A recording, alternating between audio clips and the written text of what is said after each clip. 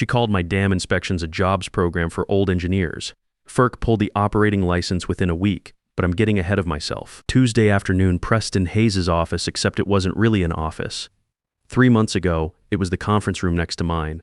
He'd had maintenance tear out the table and chairs his first week, put in a standing desk and a whiteboard covered in words like scalable and agile and overhead optimization. Glass walls so everyone could see him being strategic. The room still smelled like fresh paint and whatever cologne he bathed in before leaving his apartment. He was sitting behind the standing desk, which kind of defeats the purpose, but nobody was going to tell him that. An HR rep stood behind him holding a tablet, not making eye contact with me. She looked like she was watching someone back a truck toward a cliff. Clayton. Preston folded his hands on the desk, AirPods in as usual. I'd never once seen him without them. We've completed the strategic review of operations, and I want to be transparent with you about the direction we're going. I waited. Your position, Senior Dam Safety Director, is being restructured. Dam safety oversight is being transitioned to a consulting partner, Streamline Operations Group. It's a scalable approach, more agile, less overhead. The room was quiet. I could hear the HVAC system cycling. Somewhere down the hall, a printer was running. Is Streamline FERC certified? I asked. Preston blinked. His mouth opened, then closed. The HR rep shifted her weight. We're modernizing, Clayton. This isn't personal. I looked at him for a long moment. 29 years old, slim-fit suit jacket over a quarter-zip fleece like he was headed to a pitch meeting in Palo Alto instead of running safety operations for 12 hydroelectric dams. Haircut that cost more than what my dam technicians make in a day. Wharton MBA, graduated 14 months ago. Before that, 9 months at a boutique consulting firm in Marin County that installed solar panels on the rooftops of people who already had 3 Teslas in the garage. And he was eliminating the only FERC-recognized dam safety officer certification in the company. I nodded once, reached down to the chair beside me and picked up my hard hat. White FERC decal on the side. C. Read written in Sharpie on the brim, faded now, the letters thin and soft from years of sweat and rain and the UV light that bounces off spillway water on summer mornings. I'd carried that hard hat to every dam inspection, every emergency action plan review, every spillway certification across 12 facilities in 3 states. I understand, I said. I walked out, didn't look back. My name is Clayton Reed. I'm 54 years old. I spent 22 years in the United States Navy, Seabees, Naval Construction Battalion, enlisted at 18 builder rate. I poured concrete in Djibouti during the wet season when the ground turned to soup. I repaired airfield drainage systems in Afghanistan while wearing 60 pounds of gear and wondering if the next truck on the road was friendly. I built bridges in places where the nearest hospital was a Black Hawk right away and the nearest supply depot was a 3-day convoy. By the time I separated at 40, I held the rate of Petty Officer First Class, BU-1. I could read soil, water, and stress loads the way other people read a newspaper. I joined Cascade Energy Systems the day after my DD 214 was signed, walked in at 40 years old with calloused hands and a set of skills that don't come from a classroom. Started as a junior field inspector, worked every position between there and senior dam safety director. 14 years, 12 dams across Oregon, Washington, and Idaho. Every inspection report, my name, every emergency action plan, my name, every spillway certification filed with the Federal Energy Regulatory Commission, my signature on the line. I held the sole FERC-recognized Dam Safety Officer certification at Cascade Energy Systems. That's not a title someone gives you at a retreat. It's a federal credential required by law for every dam safety inspection, every emergency action plan update, every spillway operation across all 12 facilities. The certification requires documented experience, a federal examination, and site-specific qualification for each individual dam. You can't outsource it to a consulting firm that doesn't have it. You can't hire a replacement in a weekend. You can't fake it, buy it, or wish it into existence. 14 years of FERC filing reviews, 0 deficiencies, not one. Preston Hayes didn't know what FERC stood for. Let me tell you what 14 years inside a dam looks like. The Cascade Falls facility was our crown jewel, the largest of the 12. When you walked into the internal gallery, the first thing you noticed wasn't something you saw, it was something you felt.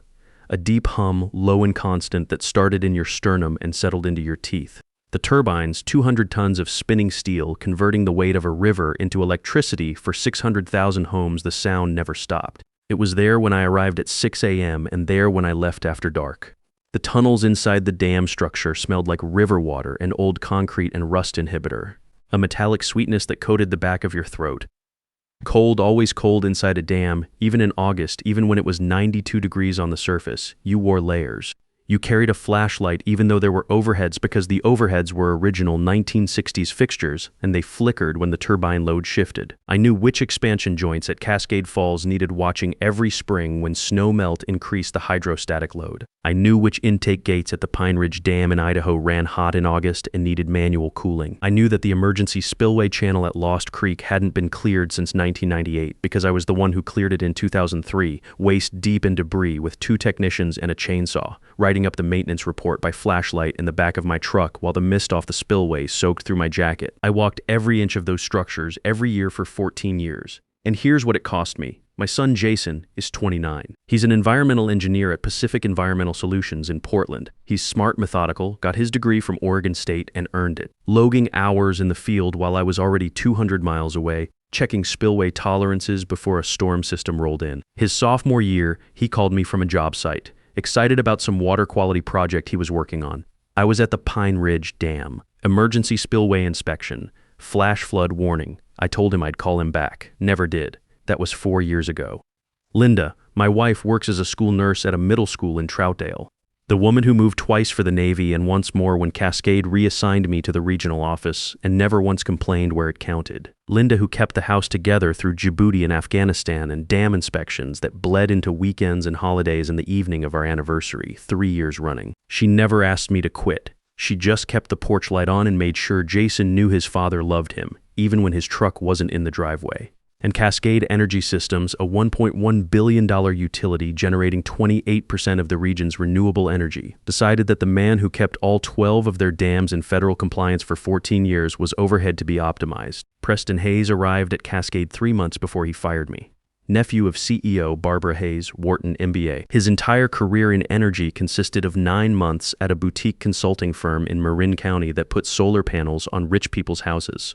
He walked into a hydroelectric utility and didn't know what a penstock was. I know this because Roy Fisher, my senior dam technician, 15 years under me at Cascade Falls, former Army Combat Engineer, 3rd Infantry Division, told me that Preston asked him during a facility walkthrough if the penstock was some kind of legacy system we could phase out. A penstock is a pipe that carries water to the turbines. It's the reason the dam generates electricity. That's who they replaced me with. After the firing, Preston sent a company-wide email. I heard about it from Roy before I'd even made it home, excited to announce a major step in our modernization journey. We've transitioned dam safety oversight to Streamline Operations Group, a best-in-class consulting partner. This position's cascaded for a leaner, more agile future. Next-gen clean energy best-in-class. He'd outsourced federally mandated dam safety to a firm that didn't hold a single FERC-recognized dam safety officer credential, and he put a hashtag on it. That evening, Roy sent me something else. He'd found an email chain on the shared drive, Preston to Barbara, dated 2 weeks before my termination. Preston wrote, "The dam safety officer position is a holdover from the 90s. We can outsource this for a fraction of the cost." Barbara's reply was one line. Agreed. Clayton's inspections have always been a jobs program for old engineers. Proceed. I read it sitting in my truck in the driveway, engine off. The sky was that Pacific gray the Northwest does when it can't commit to rain but won't give you sun either. Linda's kitchen light was on through the front windows. I could see the warm yellow of it reflecting in the wet pavement, a jobs program for old engineers, 14 years, 0 deficiencies, 12 dams, 3 states. Every inspection, every emergency plan, every spillway certification, 14 years of crawling through tunnels and driving mountain passes and keeping the lights on for 600,000 homes. A jobs program. I set the phone face down on the console. Something clicked. Not anger, not hurt, just clarity. The kind you get when the noise finally stops and you can hear the river. The morning after the firing, my phone rang at 6:47 a.m. I was already up, old habit. 14 years of 5 a.m. departures don't just switch off because someone in a quarter-zip fleece tells you you're restructured. I was sitting at the kitchen table with coffee. Not the Stanley thermos, just a mug from the cabinet. The house was quiet. Linda had already left for work. Jason was still asleep in his old room. He'd been staying with us for the past month while his apartment lease transferred. The caller ID said Howard Banks. Howard was Senior Vice President of Operations at Northwest Power Alliance, Cascade's largest competitor. We'd known each other for 12 years. Served together on the Pacific Northwest Dam Safety Council, shared coffee at every annual FERC Western Region conference since I started attending. He'd tried to recruit me 3 times over the past decade. The first time I told him I was loyal to Cascade. The second time I told him my pension was vesting. The third time, about 2 years ago, I told him I appreciated the offer, but I wasn't ready to leave. He wasn't calling to make small talk. "Clayton, tell me it's not true." "It's true." A pause. I could hear him exhale through his nose. Then his voice shifted, not sympathetic, exactly, strategic. Howard was never sentimental about talent. He was precise about it. "Clayton, FERC can't certify a single spillway operation without a qualified dam safety officer on record. Cascade just eliminated the only one in 3 states. Another pause. "Call me when you're ready to come home." I didn't call back for 3 days. Instead, I did something I hadn't done in 14 years. I stayed home. The first morning, I didn't know what to do with my hands. I tightened the kitchen faucet that had been dripping since March. I reorganized the toolbox in the garage, the personal one, not the one bolted to the truck bed. Hank followed me room to room, his nails clicking on the hardwood, confused by the change in routine. He kept looking at the door like he expected me to grab my keys. The second morning, I drove up to the Cascade Falls overlook. The pull-off on the Forest Service road above the dam, my spot. No cell signal, just the sound of water moving through the gorge below and the wind in the Douglas fir. I could see the spillway from there, the mist rising off it like steam. I sat in the truck for an hour, didn't turn the engine on, just watched the river do what rivers do. The third afternoon, Jason came home from work early. He's been doing some consulting work for environmental impact assessments on regional infrastructure projects. He walked in through the garage door, work boots still dusty, hard hat under one arm, laptop bag over his shoulder. He stopped when he saw me at the kitchen table. "You're home before dark, that's new. Figuring some things out." He nodded, set his gear down, opened the fridge, pulled out a beer. "Dad, I heard what happened." From Roy's kid, Preston Hayes is an idiot, smart like his mother, but he said something else that made me look up from my coffee. "You know, we've been contracted to do environmental impact assessments on some of Cascade's dam facilities. If they're not maintaining proper safety protocols during operations." He let it hang there, took a sip of his beer. "The state environmental agency takes that stuff seriously. Real seriously." That evening, after Jason went upstairs to work on some project reports and Linda was grading health assessments at the dining room table, I went out to the truck, sat in the driver's seat with the dome light on, pulled up Howard Banks's number. I looked at the phone for about a minute. Then I looked at the ghost of the Cascade logo on the driver's side door, the outline still faintly visible where the decals had been. Lighter paint where the sun hadn't reached for 11 years. I called Howard. Northwest Power Alliance's offer arrived in writing within 48 hours. Vice President of Dam Operations. $18 million compensation package. Salary, equity, signing bonus, 5-year guarantee. They weren't offering me a job. They were acquiring a capability. My FERC credentials, my 14 years of inspection history across every major dam in the Pacific Northwest, my institutional knowledge of the 12 facilities I'd just been removed from, facilities that their largest competitor could no longer legally operate. I signed at Howard's office in Portland, Oregon, 10 days after Preston Hayes told me my position had been restructured. Howard's corner office had floor-to-ceiling windows overlooking the Columbia River, wide and gray and unhurried. I could see the mountains through the haze. I signed with the same plain steel body pen I'd used to sign 14 years of inspection reports. Nothing ceremonial about it, just ink on paper. "Welcome home, Clayton." I nodded, set the pen down. Across the river, Cascade Energy Systems had no idea what was about to happen. 5 business days after my termination, FERC's Portland Regional Office ran a routine filing review, the same kind of review I used to prepare for. The same calendar I'd maintained for over a decade, flagged, color-coded, filed 90 days in advance. The filing review was supposed to be a formality. It had been a formality every quarter for 14 years because I made sure of it. This time the review flagged something. Cascade's dam safety officer of record, me, had been terminated. No qualified replacement had been filed. The FERC reviewer called Cascade his regulatory compliance office. Compliance didn't know what to tell them. Nobody in compliance had been informed that I was gone.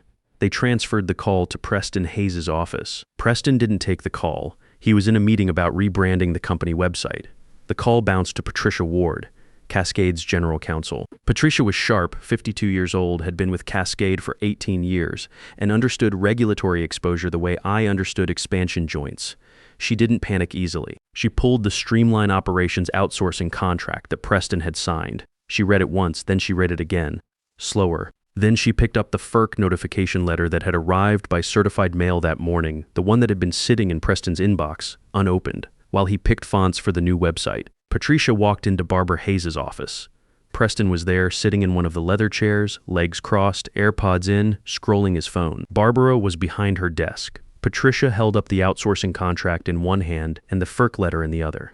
Preston, did anyone verify that Streamline has FERC recognized Dam Safety Officer certification? The room went quiet.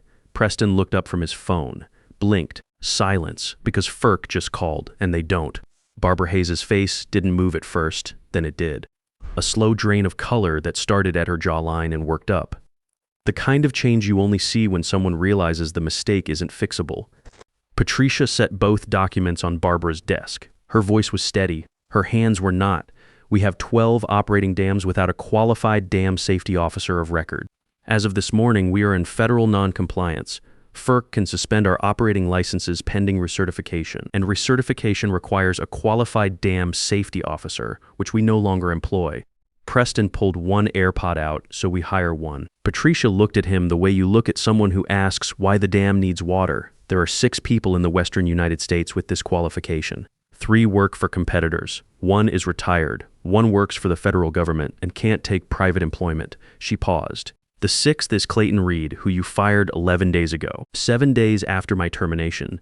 FERC issued emergency orders suspending operations at all 12 Cascaded Energy Systems dams pending recertification with a qualified dam safety officer. Non-negotiable federal law. No expedited appeals process that works faster than the 14-month recertification timeline. The cascade started immediately. Day 1, all 12 dams went offline. Turbines that had been spinning continuously for decades wound down to silence. 28% of the region's renewable energy capacity vanished from the grid overnight. 600,000 homes just gone. Day 2, wholesale electricity prices spiked 340%. Utilities across Oregon, Washington, and Idaho scrambled for replacement power from natural gas and coal plants. It was August, heat wave. Air conditioners running at peak load. The grid operators were pulling power from as far away as Nevada and Arizona to fill the gap. Ratepayers saw it on their bills within the billing cycle. Day 3. 3 state utility commissions, Oregon, Washington, and Idaho, opened formal investigations into Cascade's dam safety compliance. Subpoenas issued. Documents requested. The words public safety appeared in 3 separate press releases. Day 5, Cascade stock crashed 45%. $890 million in market value. Gone. Evaporated like mist off a spillway, except mist comes back. This wasn't coming back. Day 7, Preston Hayes' company-wide email, the one about the modernization journey and the best-in-class consulting partner, was screenshotted and circulated on every industry news site and energy trade publication in the country. Side by side with the FERC enforcement action. The headline on Utility Week wrote itself. Cascade Energy VP outsources dam safety to uncertified firm. FERC shuts down all 12 facilities. The hashtag was still there. Next-gen clean energy sitting right next to a federal enforcement order. Preston tried to hire a replacement dam safety officer. He discovered what Patricia had already told him. 6 qualified people in the western United States. 3 already employed by competitors who weren't about to let them go. 1 retired. Roy told me later that Cascade called him and the man laughed so hard he had to put the phone down. 1 in a federal role, legally prohibited from private employment. And the 6th was me sitting in my new office at Northwest Power Alliance, looking out at the river, drinking coffee from my Stanley thermos, the one with the dented lid and the chipped green paint, the one I'd carried to dam inspections for 14 years and through 2 deployments before that. The 14-month clock started ticking, and it wasn't going to tick any faster because a 29-year-old with a Wharton MBA wanted it to. 2 weeks after the suspension, I received a call from FERC's Western Regional Director. Not unusual, I'd worked with FERC for over a decade. They knew me. They trusted my inspection record. They asked for my expert assessment of Cascade's facilities, not as a former employee. As the most qualified dam safety officer in the region who had 14 years of site-specific knowledge of every one of those 12 dams, I gave them an honest assessment. Thorough technical, based on over a decade of inspections, maintenance logs, and internal reports. The same reports I'd been filing every quarter. The reports that flagged deferred maintenance on intake gate seals at Pine Ridge, erosion monitoring at Lost Creek, structural reinforcement needed at 3 of the older facilities, the reports that Preston never read, the reports that Barbara apparently considered part of a jobs program. My recommendation to FERC, $85 million in structural upgrades required before reactivation, based on deferred maintenance I'd been documenting for years. Every dollar justified by inspection data that had my name on it, FERC adopted the conditions. And Cascade Energy Systems, a $1.1 billion company that had called my work a jobs program for old engineers, was now staring down 14 months of zero hydroelectric revenue, $85 million in mandatory upgrades, a 45% stock collapse, 3 state investigations, and a market that smelled blood. Northwest Power Alliance was the largest utility in the Pacific Northwest, and they had just hired the only man who knew how to restart those dams. The phone calls from Cascade's board started coming within the week. Not to me, to Howard Banks, asking if Northwest might be interested in acquiring certain assets. Howard looked across his desk at me when the first call came. They want to sell. I set my coffee down. The Stanley thermos left a ring of condensation on his desk. They don't have a choice. Cascade couldn't survive 14 months of zero hydroelectric revenue. That was the math, and math doesn't negotiate. Patricia Ward presented the financial projections to Cascade's board in an emergency session 6 weeks after the FERC suspension. I wasn't in the room, but Roy Fisher was still at Cascade then, and he told me what it looked like. Patricia stood at the front of the conference table with a single slide on the projector.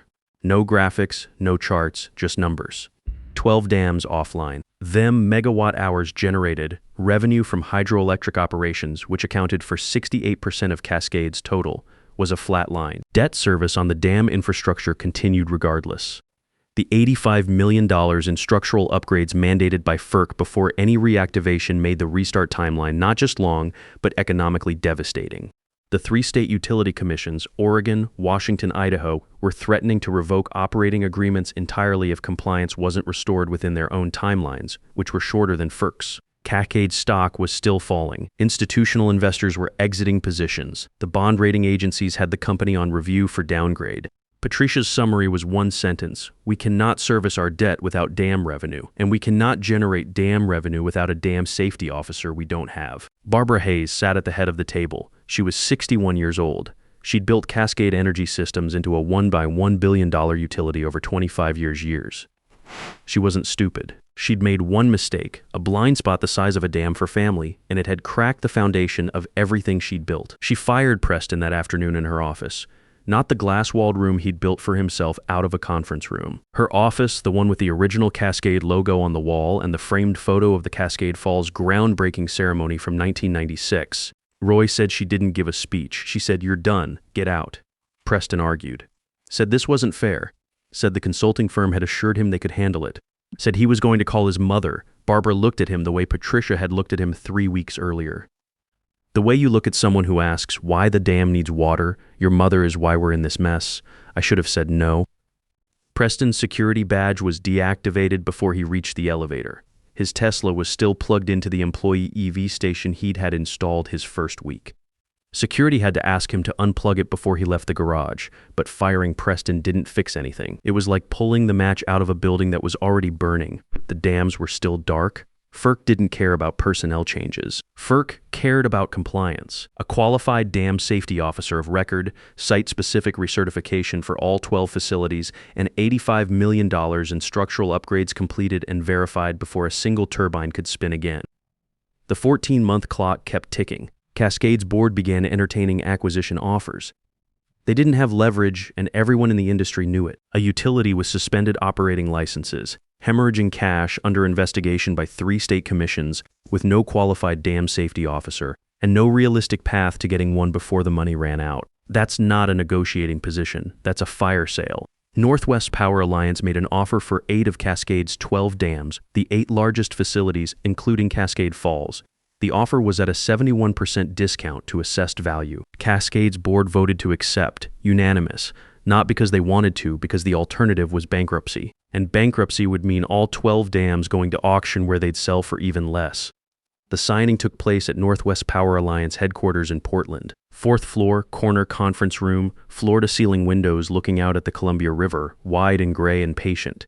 The way it had been for 10,000 years before anyone put a dam on it, and would be for 10,000 years after every dam was dust. I was on the buyer side of the table. Howard Banks next to me. Northwest's legal team had the documents stacked and tabbed. 8 acquisition agreements, one for each dam, plus regulatory transfer filings and FERC notification paperwork. Neat. Organized the way I'd have done it. Across the table, Cascade's attorneys both looking like they'd rather be anywhere else, and Barbara Hayes. She didn't look at me when she sat down. I didn't expect her to. There was nothing performative about this moment. No speeches, no accusations, no settling of scores. Just paperwork and signatures and the sound of the river outside the glass, Barbara signed first. Quick, mechanical, the way you sign something when you've already done the grieving and just want it over with. Her pen moved across 8 sets of documents without pausing. She set the pen down and folded her hands in her lap. The document slid across the table. I picked up my pen. Plain steel body, nothing special. The same kind I'd used to sign inspection reports for 14 years. FERC filings, emergency action plans, spillway certifications. I'd signed thousands of documents with pens exactly like this one. They were the kind you buy in a 10-pack at the office supply store. The kind that works every time because there's nothing fancy about it to break. I looked at the first document, Cascade Falls Hydroelectric Facility. The dam I'd walked through 1,000 times, the dam where the turbine hum settled into your teeth. These were my dams. They always were. I signed each document. 8 dams. 8 facilities I'd protected for over a decade. The spillways I'd inspected in the rain. The tunnels I'd crawled through in the dark. They were mine to protect again. Now, just under a different logo. I didn't say anything to Barbara. She didn't say anything to me. She stood, collected her copies, and walked out. Her attorneys followed. The conference room door closed with a soft click. Howard looked at me. Didn't say anything for a moment then. You good? I'm good. That was enough. The aftermath played out over the following months. Northwest Power Alliance's dam portfolio increased by 57%. I oversaw the reartification and reactivation of all 8 acquired dams personally. Site-specific qualification reviews, structural upgrades, FERC inspection schedules rebuilt from the ground up. We completed reactivation in 11 months, 3 months ahead of FERC's minimum timeline.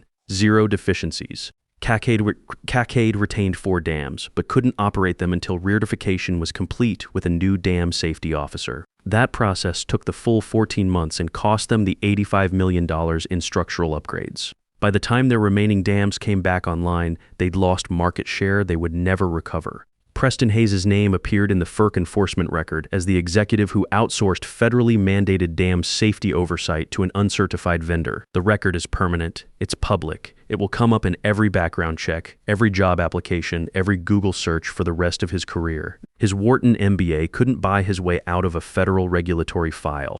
Roy Fisher resigned from Cascade 3 weeks after the acquisition and joined Northwest under me as senior dam technician at the Cascade Falls facility. He brought 2 other technicians with him. Men who'd worked under me for years and weren't interested in working for anyone else. I got home late the evening of the signing, later than I'd meant to. The paperwork took hours. By the time I pulled the F-250 into the driveway, the sky was clear. Actually clear. No Pacific gray, no clouds threatening to commit, stars visible through the kitchen window. The kind of Northwest evening you get maybe 20 times a year when the air smells like Douglas fir instead of rain, and the mountains are dark outlines against a sky that hasn't forgotten how to be blue. The porch light was on. Linda always left the porch light on. I walked in through the garage door, hung my jacket on the hook. Linda was on the couch reading some paperback she'd picked up at the school book fair. Hank lifted his head from the floor, ears forward, tail thumping once against the rug. His muzzle was grayer than it used to be. He put his head back down when he confirmed it was me, satisfied. Linda looked up over her reading glasses. So you signed it? I signed it. She nodded, held my eyes for a moment, the way she does when she's reading something deeper than what I said. 24 years of marriage. She didn't need me to explain what the day had felt like. She already knew. She set her book down on the cushion beside her. Jason called. His environmental consulting firm got the monitoring contract for the dam reactivation project. He'll be working directly with you on the compliance assessments. I sat down next to her. The couch creaked the way it always does on my side, the spring that's been soft for 3 years that I keep saying I'll fix. Hank shuffled over and put his head on my boot. Warm weight, steady breathing. That's good, I said. I meant it.